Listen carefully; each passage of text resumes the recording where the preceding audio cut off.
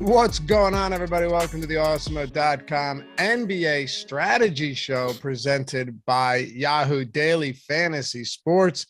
I'm Dave Loughran, spending the morning with you. A little different here. No Josh Ingleman today, but I am joined by Adam Scherer at Ship My Money DFS. You can follow me at Lofty_D, LOUGHY_D for those of you podcast listeners out there. Adam, first things first, you enjoy the Super Bowl? As much as I'm going to enjoy a football game, I guess. I enjoyed the halftime show. The game was, it came down to the wire, so that was cool at least.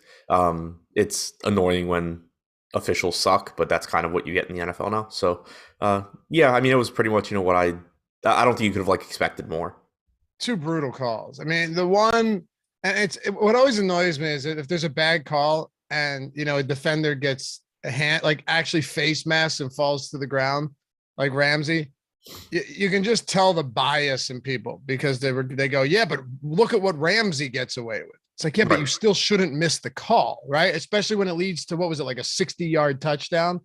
And then on the other end, people are like, oh, it was a makeup call on that phantom hold against Cooper Kupp, right?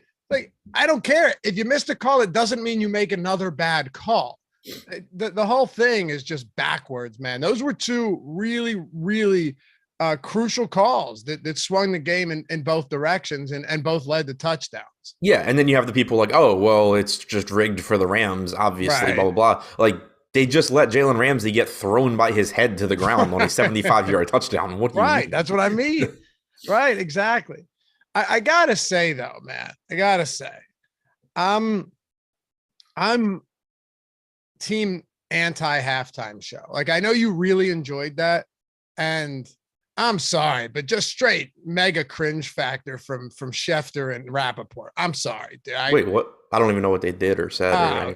Schefter, when it was over, he's like, now we know who really won the Super Bowl, talking about the halftime show. And Rappaport with fire emojis, greatest thing I've ever seen. I fell stick to reporting. Look, you could say whatever you want. It doesn't matter to me. But all right. My thing, and I said this to you yesterday, right? I watched half of it. I usually don't watch halftime shows. I've been scarred following last year's appearance with The Weeknd giving people epileptic seizures running through a fucking funhouse. But sorry for any of you driving your kids to school or something. I'll tamp it down I'll cool it down a little bit. But my thing, man, is they play 45-second, 1 minute samples of their best songs. That sucks, but it is what it is. I would have easily preferred to just watch that for another 30 minutes instead of the second half. I would have had no issue with that, so we could get full songs and more of them. But yeah, I don't know. I enjoyed it. Obviously, part of it is just because we're getting old, and now they're bringing artists on that we grew up with instead of people that our grandparents grew up with. I'm with you there. I'm totally with you on that front. I'd rather see that than Casey. What was it, in the Sunshine Band or something? Yeah. I think they went to Paul McCartney 6 years in a row after Janet Jackson's Boob came out. Yeah, exactly. So I'm with you. It sucked for 50% of the stadium that couldn't see anything that was going on. That was odd. Like half of like you had the set, right? You had the Right. stage and all these people dancing and doing wild stuff. And then it's just walls on the back end. Yeah, I didn't even think about that. Yeah, literally 50+% of the stadium could not see anything. But yeah, my thing, it's like if I want to see a concert, I'll see a concert. And this is where I'm probably in the minority, right? I didn't wake up on the wrong side of the bed. I said this to Adam last night. Yeah, no, I mean, yeah, but I don't think comparing it to a concert is fair. Like, you have to compare it to a halftime show. Like, no, but Mo, hear me out. I'd rather watch. This is where I'm gonna lose everybody. But I love music. Like I play music. I'd rather watch a blues band just rip for 20 minutes and just go off and jam than like, all right, 50 comes out hanging from the ceiling. By the way, you saw he put a little weight on, right? yeah, a little bit. Did you see the one meme? It was so funny. Yeah. It's like 50 cent is now a full dollar. Did you send that to me? No, it wasn't me. No. But anyway, yeah, look, it's fine. I didn't think it was bad. I just think people get a little dramatic when they're like, that was the most amazing thing I've ever seen. It's like, yeah, and I mean, that happens every year. Like, right, that's true. Everybody gets one way or the other. Everybody, it was either the worst thing they've ever seen or the best or whatever. But yeah, I know. I mean, look, it was a lot better. Looking like bizarre. A lot better than the Weeknd or Black Eyed Peas. I'll give you that much. I thought the Weeknd was good as long as like I wasn't looking at the TV. Really? I mean, I like his music. I could have done without the Hall of Mirrors. Yeah, Jordan, did you like the Weeknd? Who did you say was your worst halftime performance when we did? Was it Black Eyed Peas you went with? I went with Black Eyed Peas. That was mine. Yeah, that was brutal. Yeah, but then the thing is, too, Adam, you just had people trying to be contrarian yesterday, saying how bad it was because everyone else was saying how great it was. Yeah, I mean that's always gonna happen too. Yeah, I don't know. I'm kind of just enjoying the feedback too. Like I was talking to somebody else and I had the same thought. Like, given who was performing, that was a really tame halftime show. Like nothing overly egregious. You're talking about the Charlie Kirk tweet? And just everybody. I mean, whether I thought you quote tweeted him. Maybe it wasn't you. Yeah, no, I quote tweeted that one. Like that. I mean, that was obviously just absurd. But like, people are still finding things to get mad about. But like, given who was on that show, there could have just been so many worse things that happened than the things people are mad about. I thought it was pretty conservative, all things considered, as well. I mean, I thought for the most part it was like, okay, hey, we're out here, we're doing this. We're mostly not going to screw this up. I think so too. Yeah. It wasn't bad. It was fine. It was fine. Anyway, Swami, just $50 super chat, by the way. Thanks, man. Won first in FanDuel Big 20 split 11K with a few people. Appreciate you guys. Keep up the great work. That's awesome, dude. Congrats. Yeah, this was fun. This was a fun night. I screenshotted you one. Dude, throwdowns are nuts, right? Because 0.2, 0.3 is the difference between like a ton of money or just good money or maybe no money at all. Oh yeah, and especially in that game, it wasn't like teams ever really pulled away. Like there was a point where I was down a lot, and I look at, I'm like, man, like how many points does first have compared to like my best lineup? And I'm like, oh, I'm losing 80% of my money, and I'm like 3 points out of first place, and it was like that pretty much like the entire game. Absolutely, it was crazy. But yeah, anyway, Aaron said it's no different than. You see a great NBA performance and swear it's the best because it happened, Lavi. We're all creatures of the moment. Sure. I mean, it's recency bias. I totally get that. Yeah. In this case, though, it's like recency bias combined with nostalgia, because it would be like if Michael Jordan came out and like scored 60 points in an NBA game right now. Like, yeah, because you get, the people you grew up on and then them also like still performing. We're about to jump into these games right now, but let me give you just like one example of nostalgia that happened to me yesterday where, I mean, it was really something. And I mean, could the hangover have had something to do with it? It's actually, I'm kidding. I wasn't hungover yesterday. I was hungover Saturday. But watching The Sandlot at my age now, right? I'm 34. When Sandlot came out in 93, right? So I'm like 6, 7, 8 years old as I'm watching this, like repetitively, even up through, 10, 11. And you go back and you watch The Sandlot. And that's just one of those movies that brings everything back, man, because that's one of the greatest ever. Yeah. Actually, I haven't watched that. I don't know if I've watched it as an adult. I mean, I've seen it. You really should. Did you used to watch it as a kid, though? Oh yeah. I've seen it a million times. Time, it was one of my favorite movies when I was a kid. It was on MLB Network. You got to watch it as an adult. Could you say you remember the "you play ball like a girl" part? Where he's like, "You play ball like a girl." Yeah. Do you think you could say that now?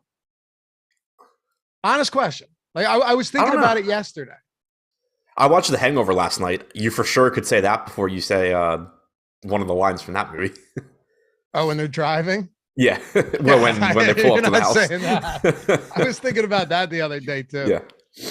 All right, let's do this. Thanks for being with us this morning, guys. Hopefully you had a great weekend and a fun Super Bowl as well. Again, the one where they're driving too. That's not the one I meant though. I'm talking about the R word. Yeah, no, not that one. I was thinking about when Stu is still at the house and they go to pick him up and they pull up and Bradley Cooper yells for him. Oh, yeah. You're not doing that either. Great movie though. That was on FX the other day. I was watching it. It's on Netflix now too. Yeah. By watching it, I mean, like I flipped through and it was because I can't sit through the commercials anymore. It's ridiculous. Like a 2-hour movie's 4 hours on TV. Yeah. That's why I just watch it on Netflix. Netflix, by the way, have you seen their collection recently of movies? It's outrageously good now. It's gotten really good. Yeah. The critically acclaimed movie section is insane, dude. I don't think I've even looked there. I just look at the what like comedies am I going to watch to fall asleep? And I'm like, oh wow, it's movies. The problem is it's like comedy. Normally it used to be like, oh, this movie's not really that funny. I can just put it on and fall asleep to it. But now it's got like all of the classic movies like Step Brothers and Hangover and stuff where I'm like, oh, I'm going to end up just laying here watching this entire movie. Sure. But check out the critically acclaimed. Just like scroll down. It's no joke. They have all the good movies out there. So many of them. I was shocked. I think everybody in chat knows exactly what you're talking about too. Absolutely. All right. But yeah, happy to have you guys with us. Hit that thumbs up if you haven't done so yet. Subscribe to the channel. And if you want to join, hit that join down below. You know how it works. Get the free super chats each month, the custom emojis. Some of them are pretty sweet. You got Adam on there, myself, Ben, Alex, Josh, all the good ones, EMAC. And you get the badges. You get a custom. We'll always prioritize your questions and comments along with our Discord members as well. All right, you ready to jump into this? Yep. Detroit, Washington. So the Pistons 4.5-point dogs on the road in this one, 217.5 total. These will move throughout the day. There's no real news to be considered here outside of like Frank Jackson being sidelined. I'm really interested to talk with you about the Washington side, given Gafford's still out, Porzingis is out, and we've gotten a good idea of what this rotation could look like until they get fully healthy. But I guess we can kick it off with Detroit. Just not the most exciting team to me today. Yeah, I mean, they kind of never are, especially when you have Cade Cunningham back, because obviously you can get to Cunningham. He's only 7,400 on DraftKings, so a decent price there. But he takes minutes away from some of the cheaper guys that you would normally go to. So I think it's kind of Cunningham, Grant, Bay, all look decent. Isaiah Stewart deserves a mention just because he has been playing more minutes recently, and he's a decent point per minute guy. The issue is just that he's still a center, so there's still opportunity cost and some risk there. You should have Marvin Bagley at 3,300. That could be interesting. I don't really know how many minutes to expect him to play. I kind of assume that he just takes the Trey Lyles role and is playing like 16 to 18 minutes, at least out of the gate. Maybe he starts taking some more minutes later, but at 3,300, not the worst spot to gamble on and just hope that he plays more than people expect. But I don't think there's anything that truly stands out from this team. Washington's super fascinating to me though, because like you get the last 2 games without Dinwiddie. Kuzma's prices come up. He doesn't have an insane usage rate over the span, but it's pretty high. 14.5 potential assists per game. He's rebounding well, triple double first career. Then he flirts with another one in the next game. But then you look at the rest of this team, right? Ish Smith comes in and plays the second game without Dinwiddie, plays pretty decent minutes on a per minute basis. He's not terrible. We can talk about what you think the split between him and Howell Neto looks like. Thomas Bryant with Gafford out and Porzingis still out probably gets another start, plays 21, 22 minutes. And then you have a guy like Kispert who played really big minutes, 30 6 minutes last time out against Sacramento. So I don't look at any of these guys and be like, I need them in my lineup. But I do think there are, especially against Detroit in a really good matchup, I think there are some pretty good secondary options throughout this roster today. Yeah, Washington's just still cheap across the board. I'm kind of surprised that these salaries didn't move more than they did. You're not getting them at 3,300 like you were 2 games ago, but you just still have some pretty good values here. Starting at the top with Kuzma, the only guy who isn't really cheap.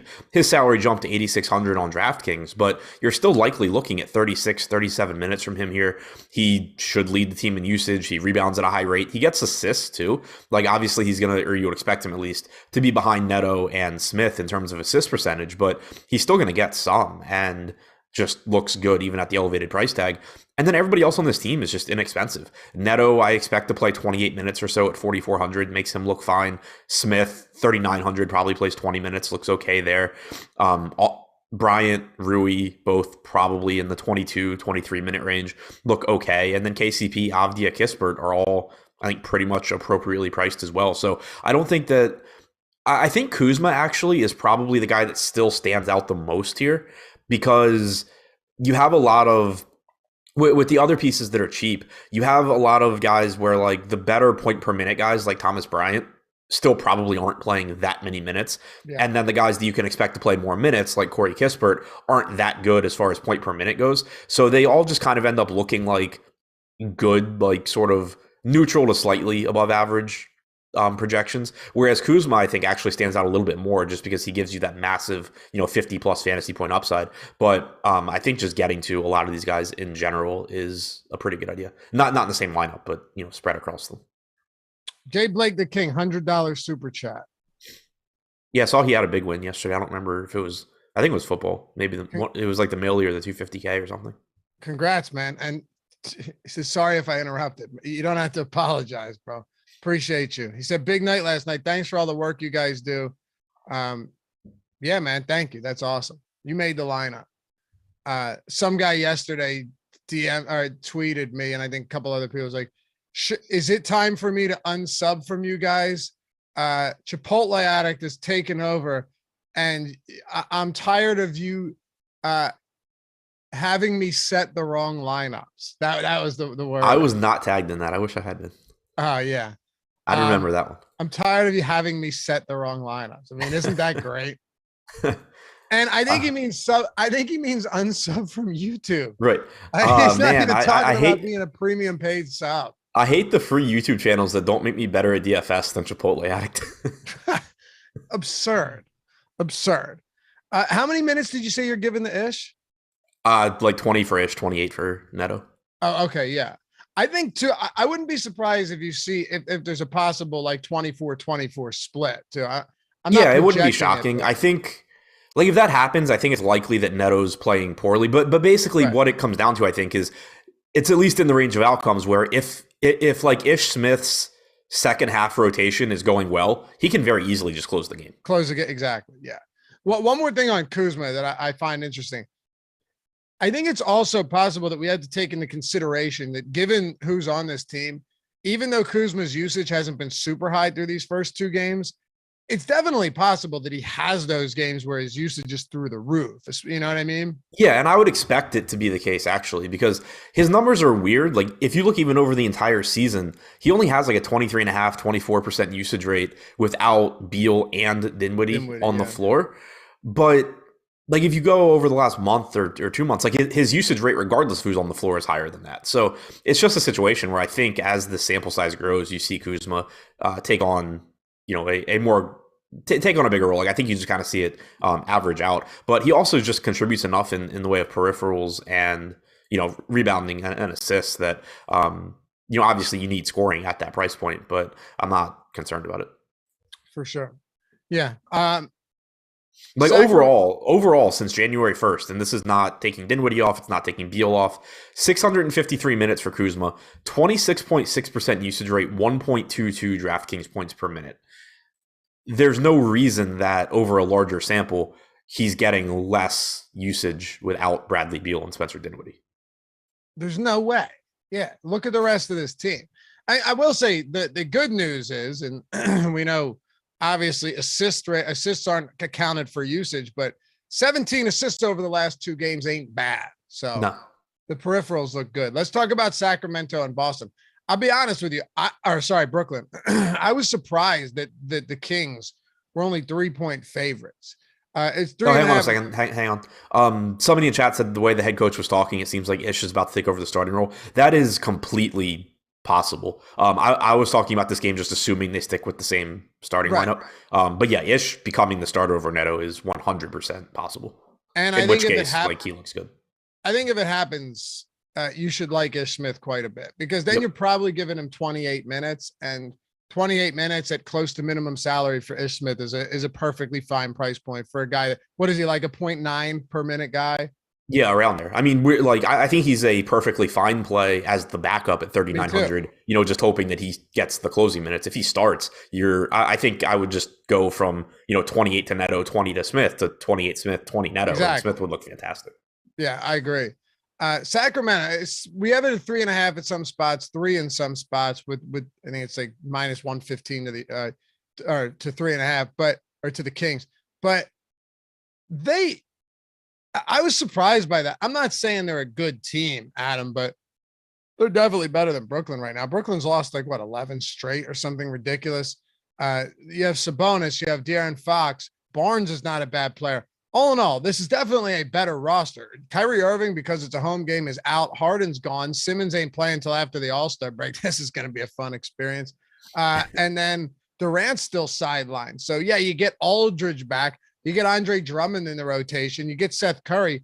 But that doesn't really move the needle all that much when you're talking about competent playmakers. So, Sacramento's got a very good matchup tonight. How do we go? How do we target them? Yeah, it's a good spot against Brooklyn. Like you said, I still think Sacramento sucks, but they're better than Brooklyn right now. I think that, Sacramento is mostly correctly priced, I think, but you can still go to Domantas Sabonis. He's looked good so far, in his time in Sacramento. I expect that to continue. We know, what he's capable of in terms of playmaking and usage and all of that.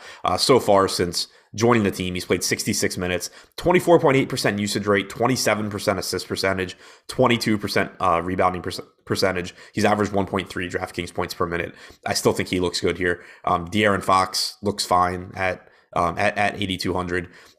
In the games since Sabonis joined the team, Fox, damn, I can't get the right dates. Fox has averaged 1.07 DraftKings points per minute, 28% usage rate.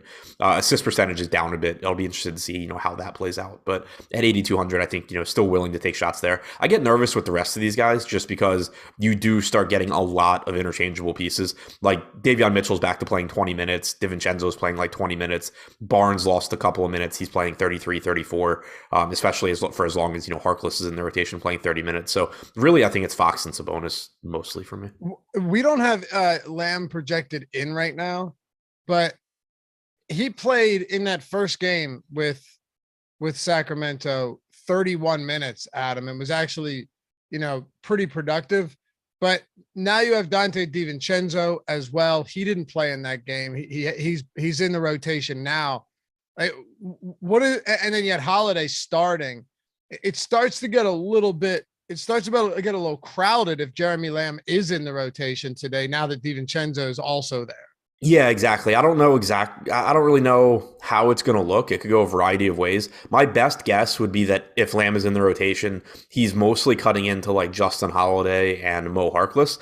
But I say that as someone that doesn't know why Justin Holiday or Mo Harkless are playing as much as they are anyway. So, maybe the Kings just completely disagree and do something totally different. But my guess would be that if Lamb is in the rotation, maybe you're getting 24 minutes for Harkless, 26 for Holiday, something like that. I think you're probably right. It just kind of makes it all tough. Now, yeah, all that I trust here is Sabonis, Fox, and then to a lesser extent Barnes. Cameron Thomas is on DraftKings is the highest priced net right now among those who are going to be active.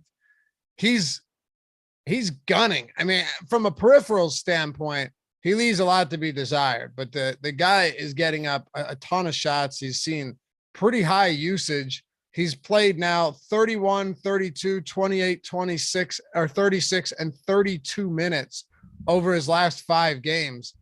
But that price is coming. And let me just be clear here. I'll say this much. One, you have Curry now for what that's worth, but it is a good matchup. I mean, the Kings play at the 9th fastest pace. They are 29th in defensive rating. So it's not like this isn't a good spot, but I guess the question for you is, now that you get a couple reinforcements here from this Philadelphia trade and you're down Kyrie Irving, how much should we be looking at a Cam Thomas, and how much should we just say, you know what, I'm going to pivot to a Patty Mills, even though he's the one that's getting the most of the ownership? Yeah, I mean, I think Cam Thomas from a ceiling standpoint looks good. He's like you said, he's not going to do a lot in terms of peripherals, but I don't really think that Drummond and Curry coming in should have too big of an impact here. So far this season, Thomas has played 235 minutes without any of Durant, Irving, or Harden on the floor. He has a 28.6% usage rate. He's averaged 0.97 DraftKings points per minute on 48.2% true shooting, and so that's one of those things that I mentioned it. I mentioned it, with other guys before. Obviously, you would be more confident in him if you knew he could shoot efficiently. But anytime somebody is averaging close to a fantasy point per minute and they have a sub 50% true shooting percentage, it's giving you an idea of really just how high their floor is based on shot volume alone, because you're getting someone shooting really poorly and still averaging a fantasy point per minute. There's obviously going to be some games where he shoots better than that average. And when that happens, he's just going to absolutely destroy his salary. So it still makes me really interested in him. Similarly, I'm interested in Mills. Kind of the same thing. 216 minutes, 25.1% usage rate, 0.91 DraftKings points per minute, 44.8% true shooting. So again, like if Patty Mills is able to just knock down shots at 4,800, he's going to look fantastic. Curry and Drummond, I think both look. Curry, I think, looks fine. Drummond, I think, looks very good, assuming he starts at 5,500. We know the type of production he gives you, and he should not have trouble against Sacramento's front court whatsoever. You think he could start? I think so. I mean, I don't know if he does or not, but yeah, I only asked because this is my concern, right? You have Aldridge, you have Claxton, right. Both of them are back now. So what the hell is that going to look like in the front court? Yeah, I mean, to me, I would think that they want him to, because given who's out, like Claxton is not doing. Not that Drummond is like a great creator or anything, but Claxton's not doing anything to make like players around him better offensively. Aldridge, can score, but like Drummond actually can pass a bit and can score the ball. Like they need offense right now. I agree with you. It's a good point. And also like they need to win games. It's not like it's obviously Steve Nash kind of does. I still think he just kind of pulls names out of a hat a lot of the time, including mid-game with his rotations. But it's not like they are in a position where they can just say like, oh, we'll bring him off the bench. It's his first game here. Like, at least to some extent, they should be trying to put together a team that can win games, because they actually need to win some games. Dude, they've lost 11 straight. Right. Like, I love that trade for them, but it's not going to matter if they actually miss the playoffs, because they can't win until, Simmons and Durant and, come back. All right.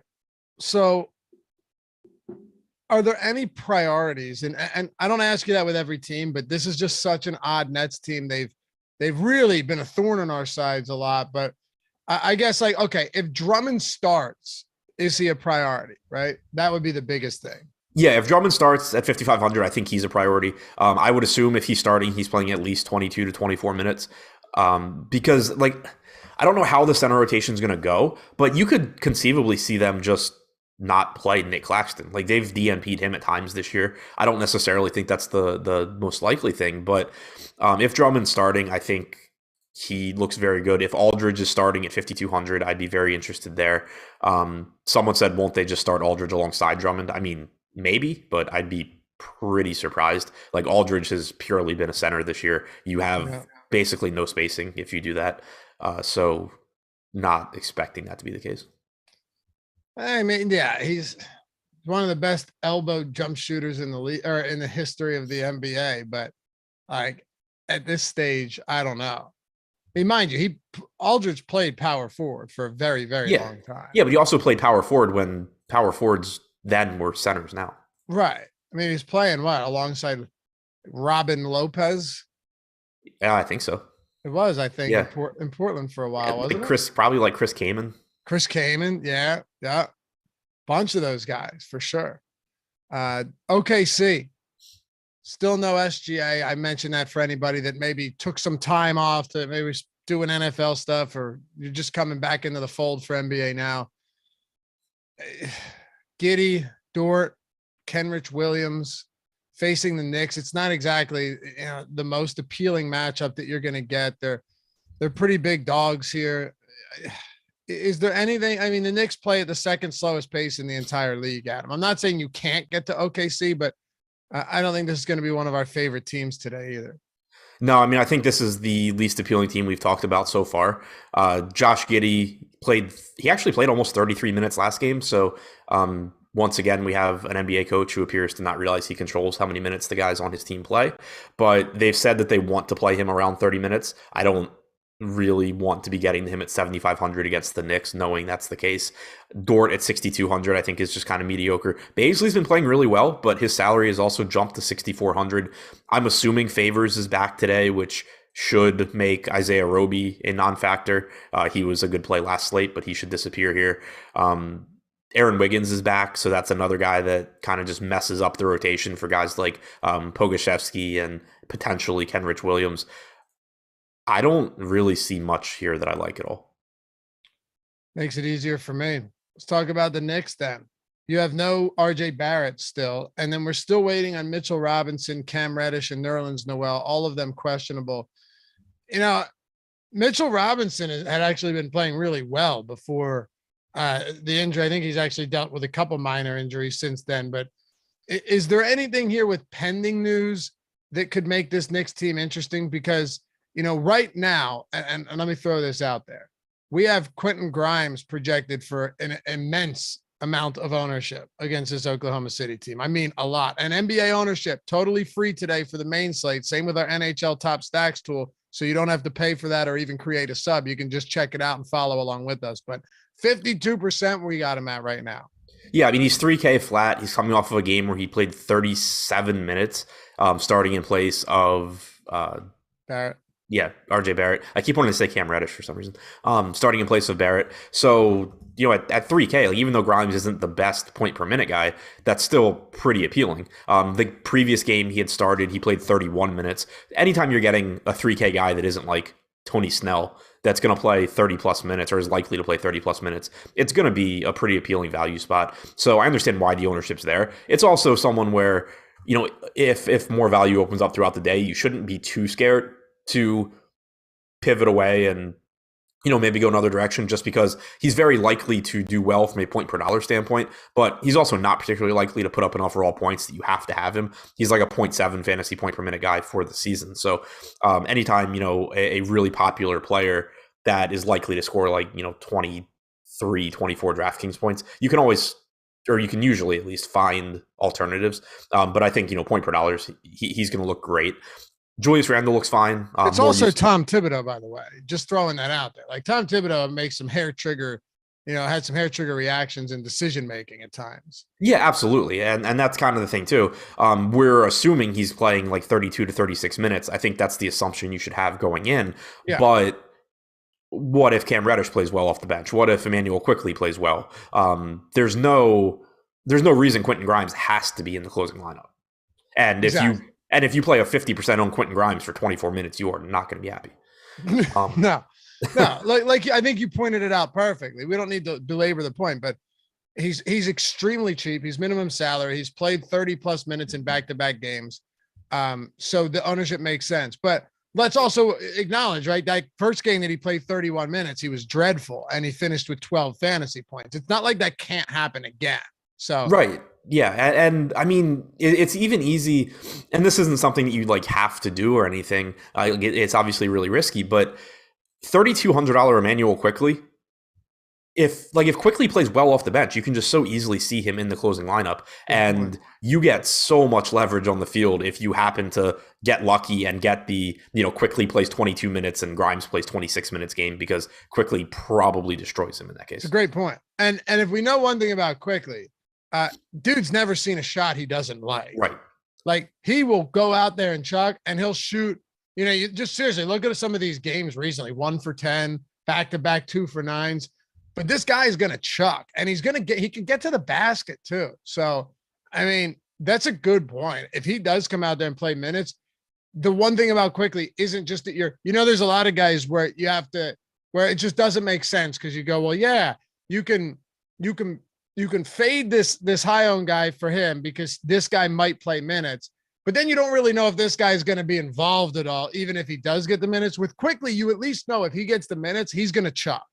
Right. Basically, the way that I think you have to look at this is 2 of Quentin Grimes, Kemba Walker, Alec Burks, and Emmanuel Quickly are going to be in the closing lineup. You could throw Cam Reddish in there if you want. We haven't seen any. If he plays, by the way. Right. Also questionable. But we haven't seen anything that really suggests that he's jumping anybody in the rotation. So let's just even use those 4. The 2 most likely are certainly Grimes and Kemba/Burks. But if Quickly's playing well, you can just very, very easily see him get minutes over Grimes. And one other thing is that, I mean, OKC has Dort and Giddey, but there's not any like superstar scorers on OKC that make it so Tibbs is likely to say, oh, we're going back to Grimes to defend them down the stretch.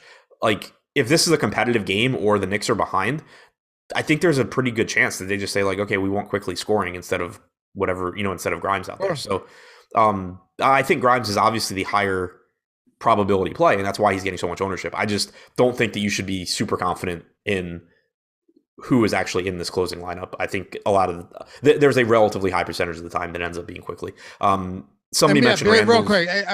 You kind of just mentioned, but yeah, before anybody makes accusatory statements about you said Quickly was a way better play than Grimes. No, yeah. Nobody's saying that. Just that Grimes, there might be ways to get different in some large field tournaments. And there is a really large field tournament on DraftKings today too. Yes, right? There is.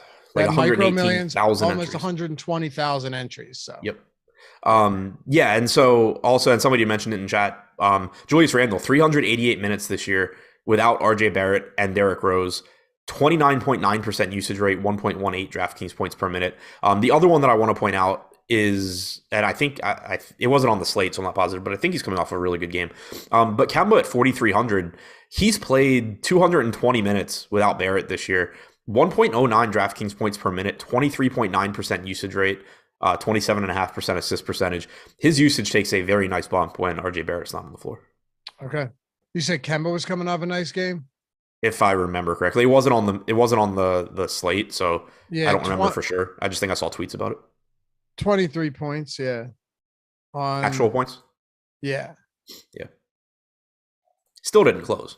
No real peripherals. Wait, is that right? He had 2 assists and 1 rebound in 26 minutes.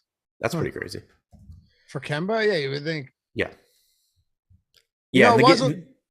NBA is a weird sport. It wasn't long ago that Kemba Walker was just ripping off actual 50-point games. It wasn't long ago. Yeah. The game against Golden State, Kemba only played like 22 and a half minutes, still got up 10 field goal attempts at 4,300. I think you can take your chances there. I do think it's likely Burks is in the closing lineup over him, but like we saw last game, that's not a huge deal if Kemba gets some fourth quarter run and then Burks closes. It's a bigger deal if you get the Golden State rotation where Kemba just doesn't play in the fourth quarter. All right. Hey, Yahoo Daily Fantasy Sports. I mean, dude, if you didn't get in on that, I didn't check to see what the overlay ended up being there yesterday, but yeah, 38,000. I shot over there right after the deeper dive and started trying to get some lineups in. Filled 38,000 out of 55,000 on the Super Bowl Millie, Adam. That's crazy. Yeah. It's crazy. But they got some great contests over there for sure. For NBA, you got the 50K Valentine's Day baller tonight. PGA baller coming up, 25K. A lot of great stuff. A lot of contests with no management fee at all. Some may refer to that as rake. A lot of really low management fees. A lot of contests that pay out over 33% of the field. All of the tools that we have at Awesemo have Yahoo built in, so you can use them for Yahoo. Did I mention you get a free month of Awesemo Plus Platinum if you sign up using the link in the description or the one that Jordan Klein? See, man, on his game, even though it's barely 7. Well, no, it's almost 8 a.m. there. You're okay now. What time did you wake up today? Me? Or Jordan. Yeah, you're on the grind, man. You're on the grind. You were doing the 9 a.m. show for a while, right? Which means back when we used to do the NFL Showdown show. What were you getting up at, like 4:45? Grinder, man. That's why we love him. But yeah, he put it in chat. It's in the description. Free month. Everything on our site. All of our tools, all of them built by Awesemo himself. You name it, across the board. Boom bust tool, top stack, ownership. That's free today, by the way. Player projections, the top golfer tool, top driver tool, top fighter tool. Adam, I don't usually do this with you, but just to throw it out there, you use the top fighter tools and all of that stuff for when you're playing sports, particularly that you're not too familiar with, right? Yeah, I use them for everything. Yeah, but I said you've had a lot of success on sports that you might not be able to name, like, I don't know, 10% of the field or the league. Yeah. I mean, it gives you an idea of, like you and I have talked about this a lot. I know me and Josh have talked about it a lot. But I think one of the bigger like progressions, at least I've made in my game, from years ago to now, is being able to evaluate, like, if I think popular players should be popular, and it's really helpful to do that. Back in the day, it used to just be, oh, they're popular, I'm not playing them. And a lot of times you're making kind of bad decisions when you do that. So it gives you a way to say, like, okay, this popular guy is good, this popular guy is not as good, and kind of quantitatively look at that.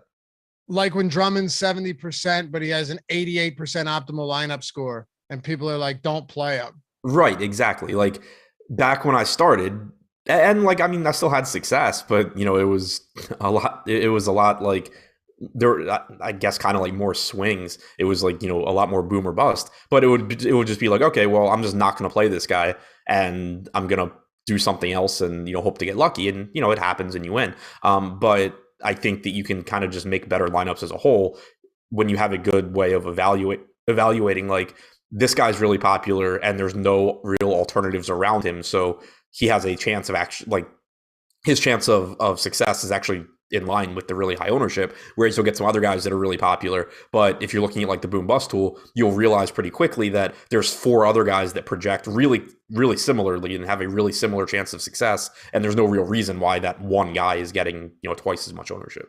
Yeah, it's a great way to look at it. So I wanted to point out, because look, you're very good at building lineups. You're not just going to use the tool. And like the next day, everything is changed. But to understand how to use that tool is huge. And it definitely does put you in an advantageous position to know that, like, to figure out why chalk is chalk and whether they should be, and to be able to build lineups around that, and with sports that you might not be as familiar with. So Yahoo's got all of those sports now, man. I think they keep adding as well. So Yahoo Daily Fantasy, get the free month. And if all you got to do is sign up, deposit, and play one paid contest, and they'll email us, we'll hit you up and get you set up into our Discord, into all of our tools for every sport. You can get the Fantasy Cruncher add-on as well. And if you want to expedite it, say you're trying to get into something today, email us at support@awesemo.com, and we'll do everything we can to speed up that process for you. But yeah, take advantage of all the tools over at Awesemo. $90 value, completely free. Just make sure to use the link when you sign up at Yahoo. All right. This game I'm really excited to talk about. Spurs and Bulls. You've got a 234.5 total, Adam. 5.5. Bulls are 5.5 point favorites at home. No Levine. Devontae Green's questionable. We'll pay attention to that. But I said something to you earlier before the show started that I know that Jokic is on this slate, right? None of this is lost on me. That, you have Giannis against Portland. You've got DeRozan, who I really like on the other side. There's some great plays. But if DeJounte Murray is really getting single-digit ownership, he's been one of the best and most consistent and well-rounded players in the league. Well-rounded is important when you're dealing with high-priced players because they can get there in a variety of ways.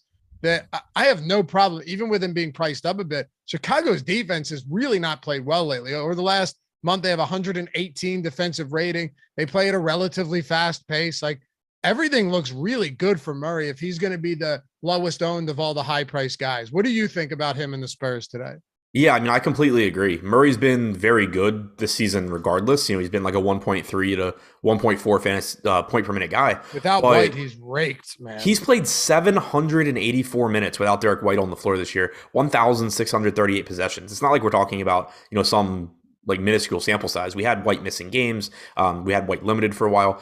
Murray's averaged 1.6 DraftKings points per minute. He has a 28.5% usage rate and a 45.2% assist percentage, along with a 13.5% rebounding percentage. You mentioned being well-rounded. Oh, and he averages 2.9 steals per 100 possessions as well. That's nuts, too. Yeah. You mentioned being well-rounded, and it's a really, really good point that I don't think people should overlook, because one reason why when guys are really expensive, guys get over 10K or 11K, you start to strongly prefer centers typically, or, guys like Giannis that are centers that play power forward, is the rebounding numbers. Like when you look at somebody like Steph Curry, they're still really scoring dependent because he gets some assists, he rebounds a little bit, but like you're counting on him to score. DeJounte Murray scores fine, but he rebounds at such a high level. That's a stat that is a lot more consistent than scoring.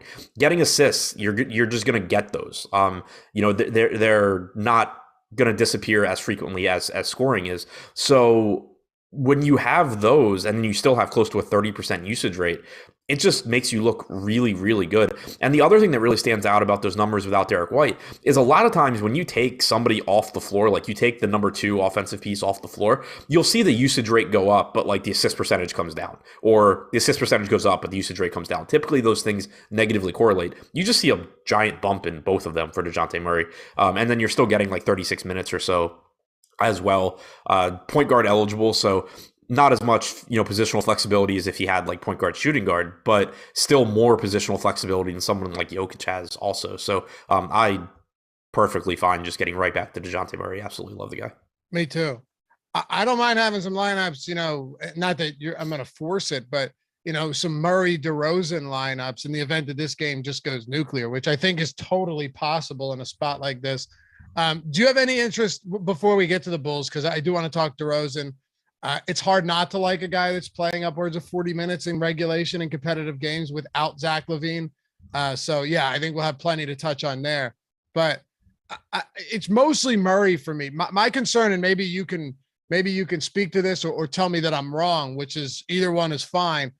Devin Vassell, I know he was starting. I know the minutes look pretty decent, but do we not worry that Josh Richardson takes just enough time away from him that he's no longer worth 5,200?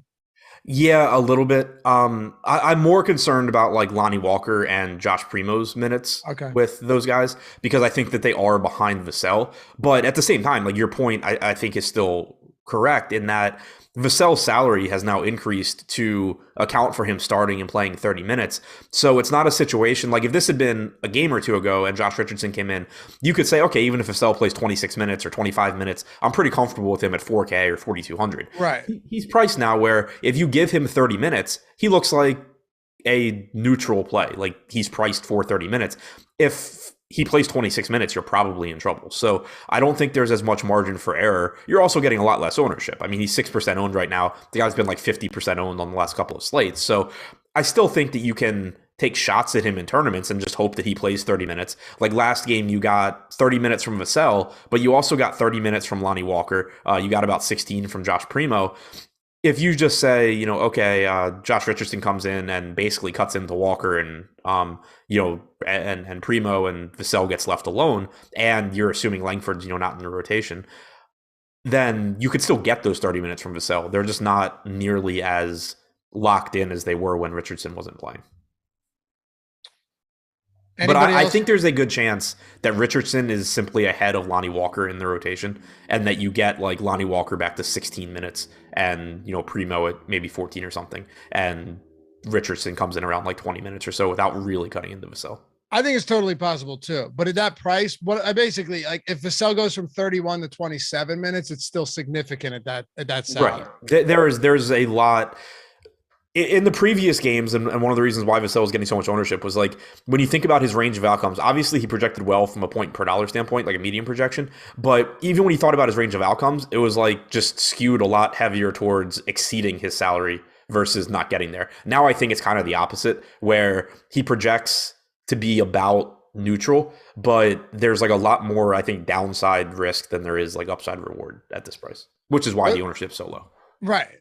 Let's talk about DeRozan. And by the way, we got 600 people watching. Good morning, everybody.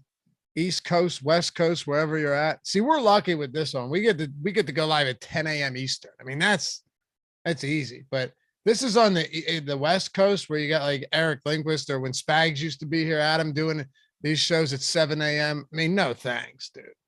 I'm good on that. That's borderline how I feel about 10 a.m.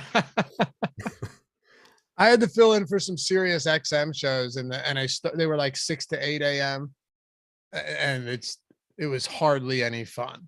Yeah, you really got to psych yourself up, because I'm not the friendliest person in the morning. Like, Oh no, I need coffee. Yeah, my wife just hates me in the morning. She's like, oh, you're miserable. I'm not miserable, but I'm not happy. That's all. Yeah, definitely not. Just across the board, not a morning person. Yeah, no. And similar, like way more productive at night. Like 1 a.m. is when I'm like, I have energy and I'll get stuff done. Dude, the creative juices, in all seriousness, like I feel like my mind works best late at night, which isn't good, because I could stay up. Before I had a kid, I would just stay up as late as I wanted to. Right. Yeah, before you had a kid, you're an adult, you did what you wanted. Yeah, no, I mean, even in college, like if I had a paper to write, like part of it was procrastination, but like if I sat down in the afternoon to write, like it would take me all afternoon. If I sit down at like 2 a.m, I just like get it done and it's good. And like I get it done so much quicker. For sure. This has been a fun show, though. I'd say we're doing okay. Hit that thumbs up too if you agree. But yeah, I love this, man. Nice morning show. 600 people from around the nation hanging out with the Awesemo team. I'll tell you, man. Like you and I stress a lot of things. We've been doing these shows together for a while. The one is like when you're looking at value, it's getting center value is huge. Point guards that are actually going to serve as a point guard and not just a de facto guard that's out there despite not actually handling the ball. And then being careful when you look at per minute rates without looking at fantasy point, or I'm sorry, without looking at minutes per game. DeMar DeRozan, and you have Levine off, that's great. DeMar DeRozan's already a good enough fantasy point per minute producer. But when you can play 40 minutes in regulation, I mean, the sky's the limit on this guy. He's just, if you can play 30, if you are playing 38 to 40 minutes, 41 minutes 5 games ago in regulation against the Sixers, and you have high usage and Zach LaVine is out, it's hard not to like someone and understand why he is priced where he is. That was weird. I don't know where that came from. Yeah, exactly. DeRozan so far this year, 876 total minutes without LaVine on the floor, 1.31 DraftKings points per minute, 36.5% usage rate, 25.9% assist percentage. Now that's not factoring in Vooch. If you look with Vooch on the floor, DeRozan's at about 1.1 DraftKings points per minute, 30% usage, but the Bulls are also staggering minutes. So DeRozan's playing without Vooch on the floor for every minute Vooch isn't out there, DeRozan's on the floor. So if you assume that you're getting, 36 minutes from Vooch and 38 from DeRozan, you're talking about around 1/3 of DeRozan's minutes without Vooch and then 2/3 with him. Still, is going to come out to very solid point per minute production. 10-2, I think is pretty affordable given the massive playing time, like you said as well. And, a reminder, the Spurs play at a fast pace this year. They're not, I know at least for me, there's still a tendency, like when I'm talking about a Spurs game, to just be like, oh yeah, but the Spurs. And I mean, they just play so much faster now than they're fifth in pace. Yeah. Yeah, it's not the Spurs of like 2014. Yeah, no, not at all. I mean, look, the way I see it is I just like this game, and I love that nobody's pulling insane ownership. Like DeJounte Murray, DeRozan isn't getting that much, around 20%, which I get. But you do have Jokic and Giannis, and these other guys are coming up in price. I get that. Kobe White, he's like one of the guys I don't love quite as much because you got someone like Dosunmu getting so many opportunities as a facilitator, and Kobe White is limited to what he can do as a scorer. Those are the type of players that scare me. But I mean, Vooch is going to play 36, 37 minutes. I know he's pricey, but it's not a bad matchup, and he's only getting 12%. So interesting team. Yeah. And one thing I want to point out, and you had kind of mentioned it when we talked about it before, I think DeRozan's a very good play. if he's going to get 20 something percent and Murray's going to get sub 10, Yeah. Oh, yeah. I'll find that $800 for Murray quite a bit. Mhm. But the rest of this team, I think, looks pretty solid as well. I'm with you on White. Like, he concerns me just because he still has to share the ball with DeRozan and Vooch in terms of usage. You still have Dosunmu along with DeRozan and Vooch as playmakers that are going to get some assists as well. Overall, without LaVine on the floor this year, White's at 0.86 DraftKings points per minute, but he is playing a lot of minutes. So I think 6K is around where he should be. Maybe still a little bit underpriced, but at 20% at 6K, I think I can probably find other guys that are lower owned that, even if they don't project quite as well, give me a similar range of outcomes. Vooch, 9,800, 12% looks fine. He's averaged about 1.3 DraftKings points per minute without LaVine on the floor this year as well. Dosunmu, we know, gets a lot of assists. He should play a lot of minutes. He's 5,900 overall this year, 0.77 DraftKings points per minute without LaVine, but we have seen those assist numbers come up recently as well. So I think DeRozan is the top guy for me here, and then Vooch, Dosunmu, White all just look like pretty good plays. Yeah, and I think you're right on White at his price. I guess all I was saying is when you have a guy like that that's now at a legitimate mid-range price, and he's not one of your primary scorers, but he's also not your primary facilitator, and he's also just like an okay rebounder who might be rebounding over his head recently. There's some spot it could go wrong. I always get nervous. The guys that I get the most nervous about, and again, this goes back to if you use like the boom bust tool, it's a lot easier to just quantify this. But in general, like when the popular players that I get the most nervous about are the guys that are popular solely because they're playing a lot of minutes. Yes. I feel it's a lot easier for me to justify popular players when they produce a lot of fantasy points per minute, or at the very least, they shoot a lot or get a ton of assists. Like when you can look and say, like, I know this guy is going to lead the team in usage or assists or whatever. With Kobe White, it's like, he's not going to lead the team. He's probably not going to be top 2 in any of these stats, but he's going to be on the floor a lot, and that makes him look good. But it's just so much easier for guys like that to be mediocre.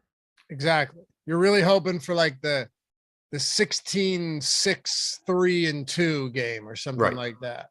And the ceiling is a little sketchy there. Anyway, Portland and Milwaukee. Let's do it, man. Blazer, we're moving a little slow here, but it's a damn good show, I must say. So, all right, Portland, huge dogs, Adam. What's it, 15 and a half point dogs, 232. And shout out to Jordan Klein, by the way. He's going to be with us a little overtime today. So, 232 total. No Bledsoe, no Dennis Smith Jr. For the Portland Trailblazers.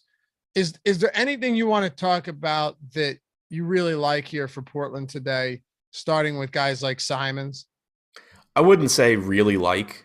We know the type of upside that guys like Simons and Nurkic give you without McCollum, obviously without Lillard. You're talking about, increased usage and increased per minute production, but I think the salaries have really adjusted as well. Simons is at 7,900 now. I think he's about a 1.05 to 1.1 DraftKings point per minute guy without Lillard or McCollum on the floor this year. Like, that's good, but he's priced for that. Same kind of thing with Nurk at 8,900. And then, Winslow's 5,600. That looks fine. But again, nothing that really stands out here. Okay.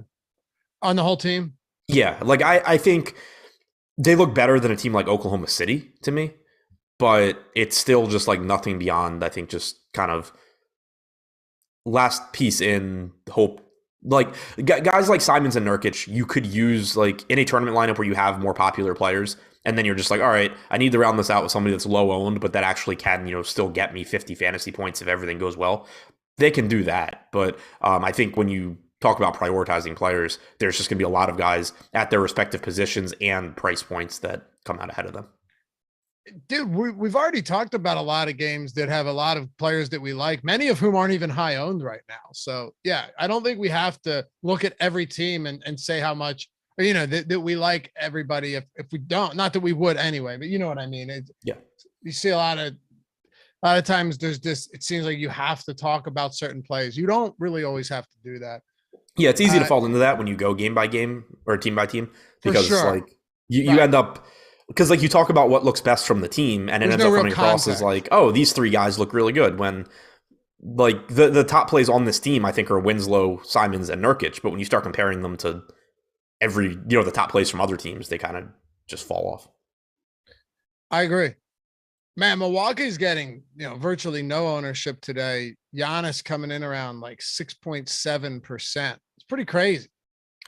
Yeah, Giannis is always interesting to me when he's low owned. This is a game where I think it's pretty likely you get, the average minutes from Giannis at around like 32, as opposed to those games where he plays 36, 37. Since this game is pretty likely to knock him down to the wire, but at the same time, it still could.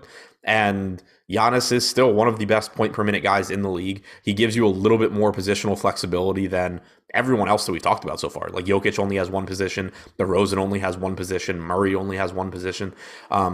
So yeah, I mean, anytime Giannis is 6%, it's at least somewhat interesting to me in tournaments because he's 6% owned and could conceivably score 80 fantasy points. I don't really like much else from Milwaukee. It's tough at the mid-range. There's high mid-range positions for me today. Yeah, I agree with that. Portis at 6,800 is still somewhat appealing. Like you're still probably getting like 32 minutes or 30 to 32 minutes from him. But he's also only center eligible on DraftKings. So nothing that really stands out. I am just always interested in Giannis at low ownership. Do you think there's a concern though if Ibaka plays that maybe he does cut into those Portis minutes a little bit just as a backup, and then Giannis plays a little bit at the 5, and now you're talking 6 fewer minutes a game from Portis? He could. I think it's more likely that Ibaka just takes the Greg Monroe minutes.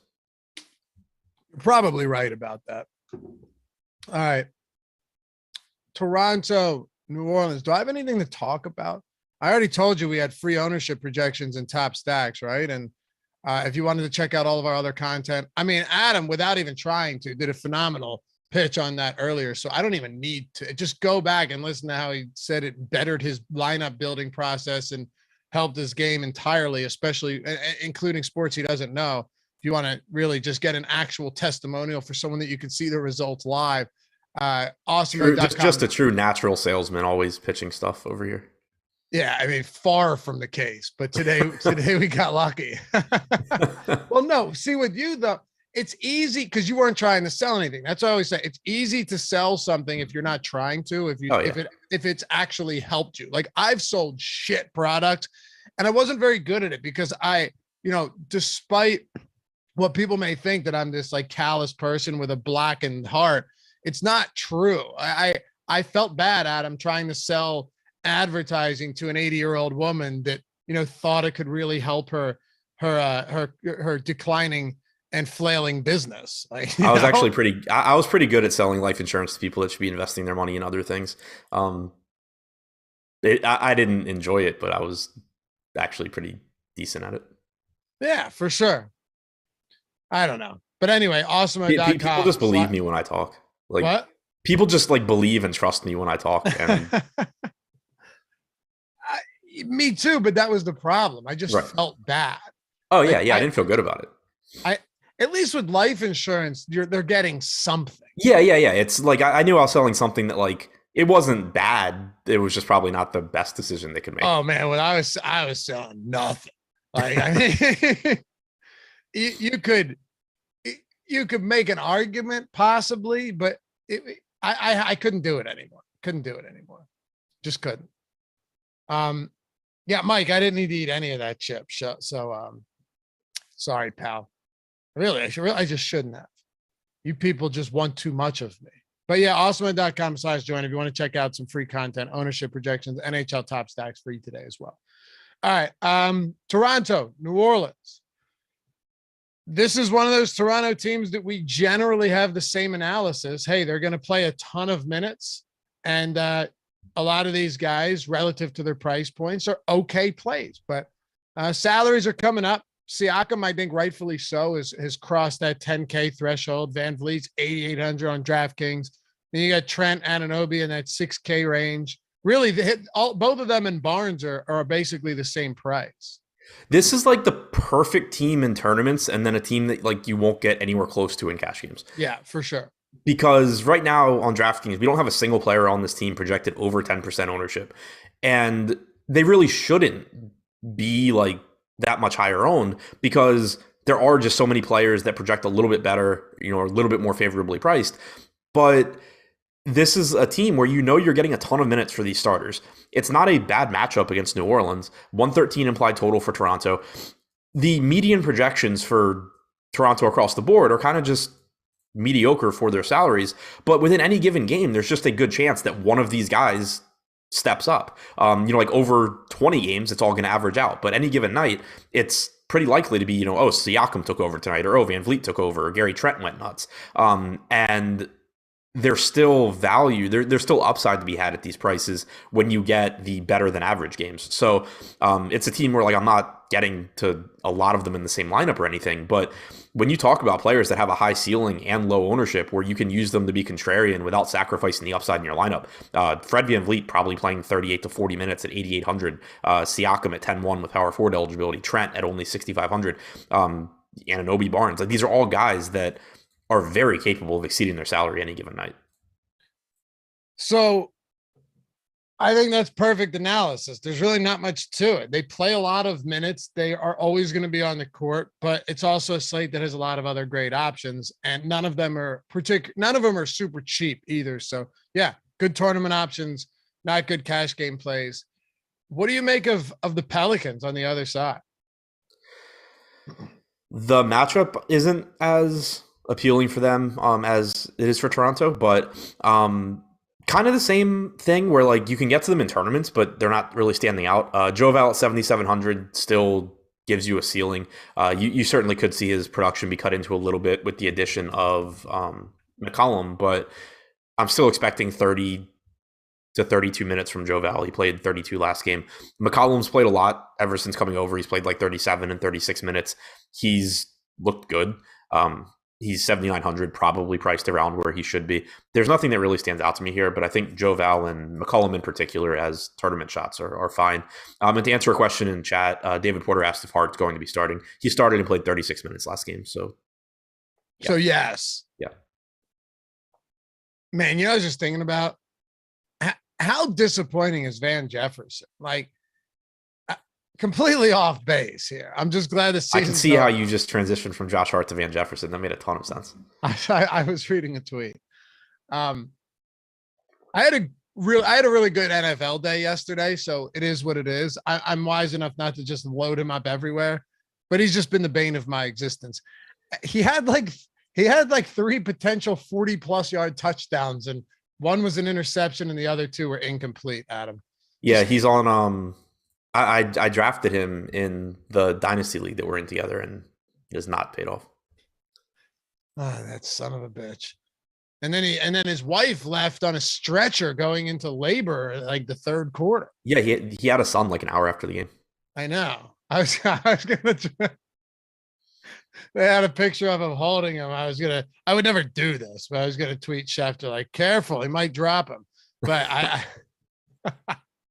but I'm not an asshole. I would only say this on here. On a semi-related note, only because you mentioned how cringy you thought Schefter's halftime tweets were.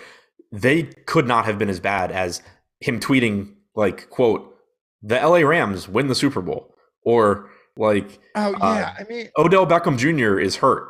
It's man, anybody that cares is actually watching right now. Right. What people do you think are only following Adam Schefter tweets and aren't watching the Super Bowl? Right. Yeah, it's rough, man. He does this stuff too, where he tweets matchups for the upcoming week for the playoffs before a game is over, just so he can be first. Oh yeah. And it happened in the wild card round where when that Raiders Bengals game, and the Raiders marched down, and I think he got picked off later or didn't convert, but the game was legitimately not over yet. He did it, and I remember this because my sister's a Steelers fan and was not happy. The game where the Steelers make the playoffs as long as it doesn't end in a tie. That's what it was, I think. Yeah, right. Yeah, when it was a two-score game or something. Yeah, I think it was the Raiders game. And Schefter's and the Steelers advanced, and then the game goes to overtime.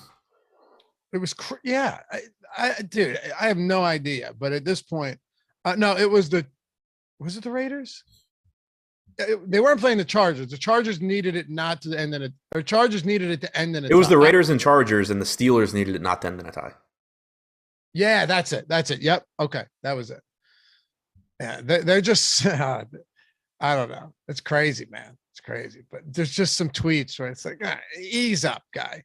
All right. Orlando and Denver. We got 3 to go here. I think we can rip through a couple of these spots. We'll talk to me a little bit about the magic here.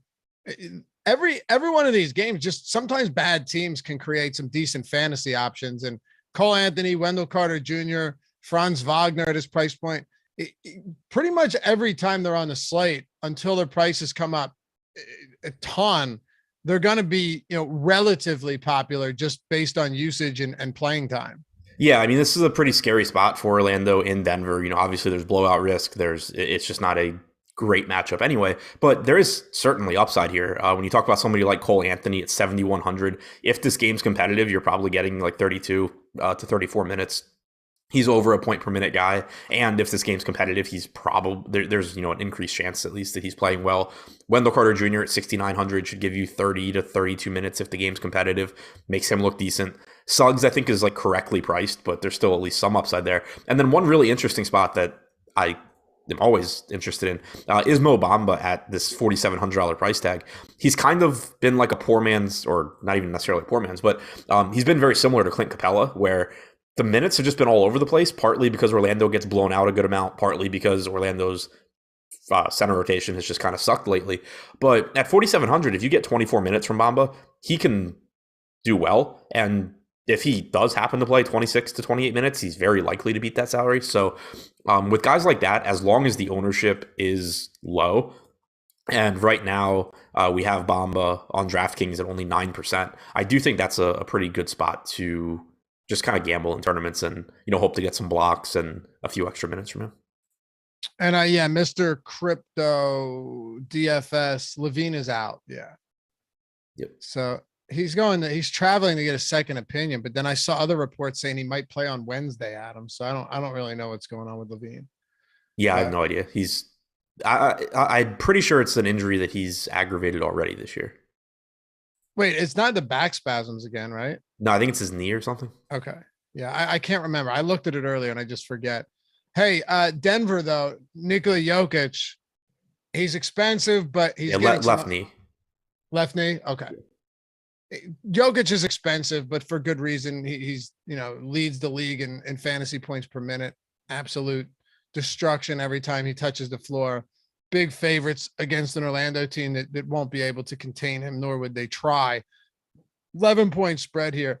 The Jokic thing is interesting. It's more so just like, hey, if you can play him, play him. I will. Can I say this much though? I think opportunity cost, and I know you're going to be like, well, not you specifically, but it might say, well, it's Jokic, so you just find the way to play him.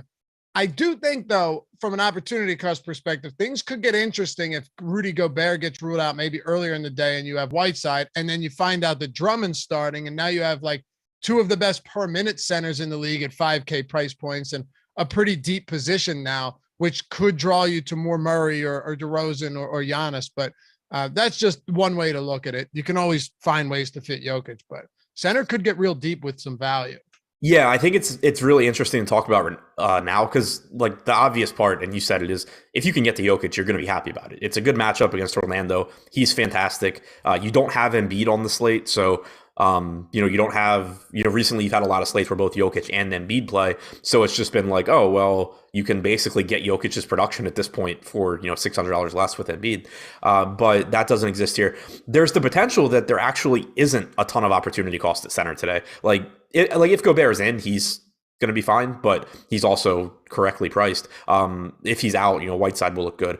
But if like Drummond isn't starting and Gobert is in, there's still plenty of good center options, but you're not going to have quite as strong a mid-range as you do on some other slates that would potentially keep you away from Jokic. But the other thing that you'll have to pay attention to is we don't have a lot of good value so far.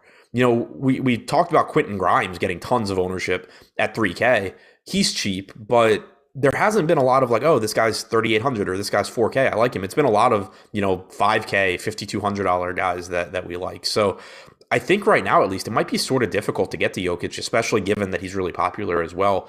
So, like a lot, I think, is going to be determined by what opens up on the slate. Because as it stands right now, I still love Jokic. I want to get there. But I think you might be able to build some lineups that look a little bit better if you're willing to say, okay, well, I'll just take Vooch for 2,400 less, or I'll go to Sabonis, or I'll take my chances on like a Mo Bamba or something like that, and be able to spend up, at other positions, as opposed to jamming in Jokic and then having to fill out your lineup with guys like Quentin Grimes and whatever other like $4,500 value you can find. What do you make of this whole Monty Morris and Zeke Naji situation? Like, Zeke Naji closed the game out a couple days ago, which was interesting, and then missed. And then you saw Facundo Campazzo play big minutes and close another competitive game out against Toronto. It's an interesting breakdown of the rotation. If Naji plays and Morris is out, or if both of them are out, just given the weird rotations with like Highland and pretty much everybody now.